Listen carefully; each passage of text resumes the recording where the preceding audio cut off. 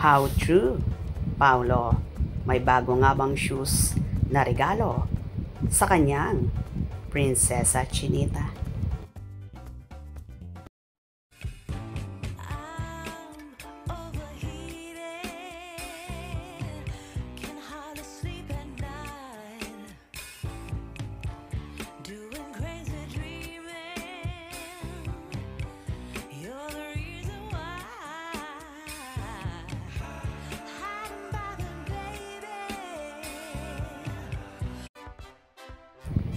Nakakatuwa naman ang pagiging maalaga ng isang Paolo Abilino sa kanyang nobyang si Kim Chiu. Hindi pa man umaamin sa publiko ang lovebirds, pero damang-dama ng lahat ang tunay nilang pag-iibigan. Ipinapakita lang ni Paolo ang pagmamahal at pag-aalaga sa dalaga, kung saan kapakanan ni Chinita Princess ang inuuna nito.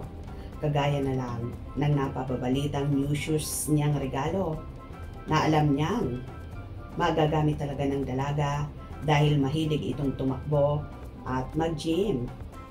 Ito yata ang ginamit nilang pagtakbo sa unang araw nila sa Canada, kung saan maagang-maaga silang nag-jogging na sila lang dalawa.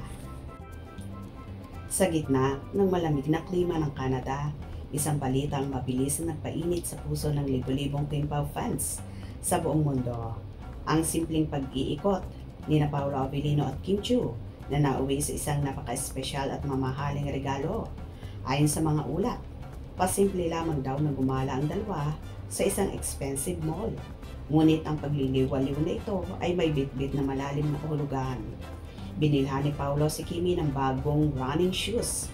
Isang kilos na muling nagpatunay na ang pag-iibigan ng dalawang sikat na bituin ay hindi na basta-basta masisira na mga chismis o intriga. Ang sapatos na ito ay hindi lamang isang simpleng gamit. Isa itong simbolo ng suporta, pag-aalaga at pangako. Ito na ba ang inaabangan ng lahat?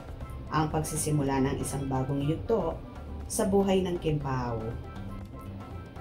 Hindi biro ang pagmamahal na ipinapakita ni Paolo kay Kimi. Ang pagbili ng bagong sapatos ay hindi lang isang spur-up moment na desisyon.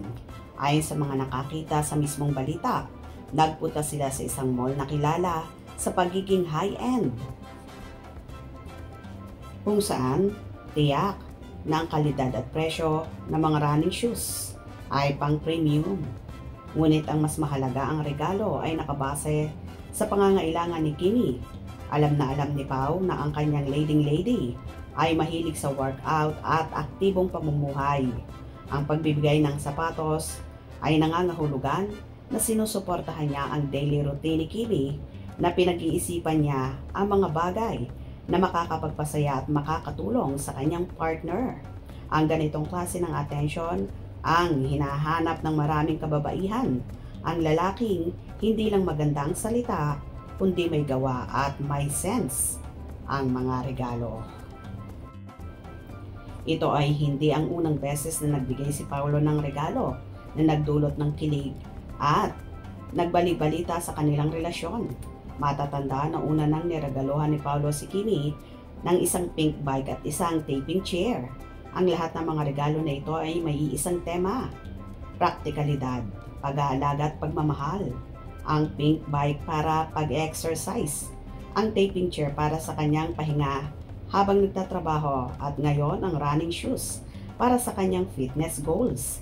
Ang sunod-sunod na pagbibigay ng regalo ay nagpapakita ng isang pattern ng pag-aalaga na hindi nagagawa basta ng kaibigan o katrabaho lang.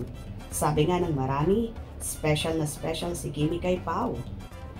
Ang bawat regalo ay isang kabanata sa kanilang lumalalim na kwento na nagpapakita na si Paolo ay hindi nagpapakita ng pagmamahal sa malalaking selebrasyon lang, kundi sa araw-araw na detalye ng buhay ni Chinita Princess. Good job, Paolo! Mga simpleng regalo kung tutuusin, pero hindi biro ang mga presyo at for sure na araw-araw magagamit ni Kimi. Hope you enjoyed. Please subscribe for more info.